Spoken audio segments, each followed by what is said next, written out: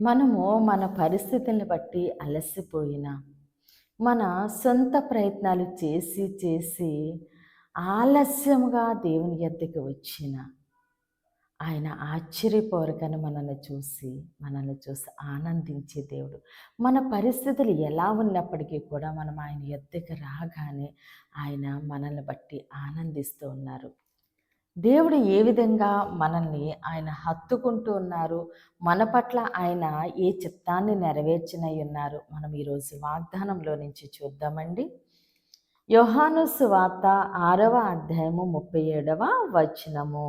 తండ్రి నాకు అనుగ్రహించిన వారందరూ నా యొద్దకు వత్తురు. నా యొద్దకు వచ్చు వానిని నేనెంత మాత్రమును బయటికి త్రోసివేయను. ఆమేన్. దేవుడి రోజు మనతో మాట్లాడుచున్న ఆయన మంచి మాట. నా యొద్దకు వచ్చు వానిని నేనెంత మాత్రమును త్రోసివేయను. ఆమేన్. దేవుడు అంటున్నారు, నా యొద్దకు వచ్చిన వాణ్ణి ఎలాంటి పరిస్థితిలో ఉండి వచ్చిన, అలసిపోయిన, సొమ్మసిల్లిపోయిన, ఎలాంటి పరిస్థితిలో నా యొద్దకు వచ్చినా నేను ఎవ్వరిని త్రోసివేయను.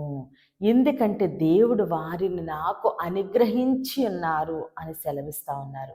మనము ఎలాంటి పరిస్థితుల్లో ఉండి ఆయన పాదాలు పట్టుకుని గోజాడుతూ ఉండగా మన పరిస్థితిని మార్చే దేవుడు.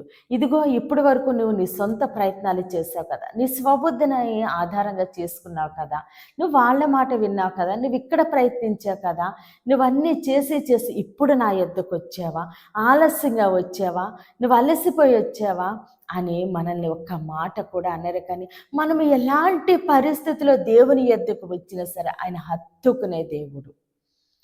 నేను ఎంత మాత్రమును త్రోసివేయను అంటున్నారు దేవుడు.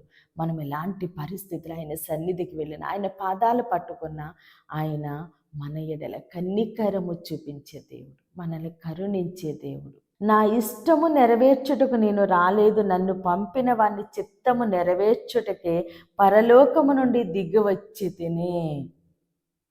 తండ్రి యొక్క చిత్తము నెరవేర్చుటకు వచ్చాను, తండ్రి నాకు అనుగ్రహించారు కాబట్టి నేను వాళ్ళని తృణీకరించను, వాళ్ళని నేను త్రోసివేయను అంటున్నారు. కాబట్టి ఈరోజు నువ్వు ఏ పరిస్థితిలో ఉన్నావు, ఎలాంటి మారా వంటి అనుభవంలో నువ్వు ఉన్నావు, చీకటి పరిస్థితుల్లో శాపం అనుభవిస్తూ కన్నీరు కారుస్తూ దుఃఖముతో వేదనతో ఉన్నావేమో. అయితే నువ్వు దేవుని చెంతకు రాగానే ఆయన నిన్ను హత్తుకునే దేవుడు, ఆనందించే దేవుడు, కానీ నిన్నెంత మాత్రమును త్రోసివేసే దేవుడు కాదు. మన పరిస్థితిని బట్టి మనం మనుషుల యొద్దకు వెళ్ళినప్పుడు, సహాయం కొరకు వెళ్ళినప్పుడు, ఇప్పుడు నేను కావలసి వచ్చానా, ఇప్పుడు నా అవసరం వచ్చిందా నీకని వాళ్ళు మన హృదయాన్ని ఇంకా గాయం చేస్తారు. కానీ దేవుడు ఎంత మాత్రమో మనల్ని త్రోసివేరండి. మనల్ని హత్తుకునే దేవుడు, మనల్ని దీవించే దేవుడు, మనల్ని లేవనెత్తే దేవుడు, మన పరిస్థితిని మార్చే దేవుడు. కాబట్టి మన పరిస్థితి ఏదైనప్పటికీ కూడా మనము దేవుని చెంతకు వెళ్దామండి, ఆయన పాదాలు పట్టుకుందాము. దేవుడు మనకి విడుదలిచ్చి దీవించి ఆశీర్వదిస్తూ ఉండగా సమస్త ఘనత మహిమ ప్రభావాలు మనము దేవునికే చెల్లిందాము. ఈ కొద్ది మాటలు దేవుడు మన వెనుకల్లో దీవించి ఆశీర్వదించునుగాక. ఆమేన్. ప్రేర్ చేసుకుందామండి. అందరూ కనులు మూసుకొని ప్రేర్లో ఏకీభవించండి. మహోన్నతుడ, మహాగణుడ, పరిశుద్ధుడా, నీకే స్తోత్రాలు, వందనాలు దేవా తండ్రి. అయ్యా, ఇచ్చిన వాగ్దానం మా జీవితంలో నూరింతలుగా ఫలించును గాక. అవును దేవా తండ్రి, నీ చెంతకు వచ్చిన వారిని ఎంత మాత్రము నువ్వు త్రోసివేసే దేవుడు కదయ్యా. మా పరిస్థితిని మార్చే దేవుడు అయ్యా, మమ్మల్ని బట్టి నువ్వు ఆనందించే దేవుడు అయ్యా. నీకు స్తోత్రములు తండ్రి. యెరూషలేముకి యేసు నామములోనే క్షేమము కలుగును గాక. దైవజనులు, వారి కుటుంబాలు, సంఘాలు, పరిచర్యలు యేసు నామములోనే దీవించబడును గాక.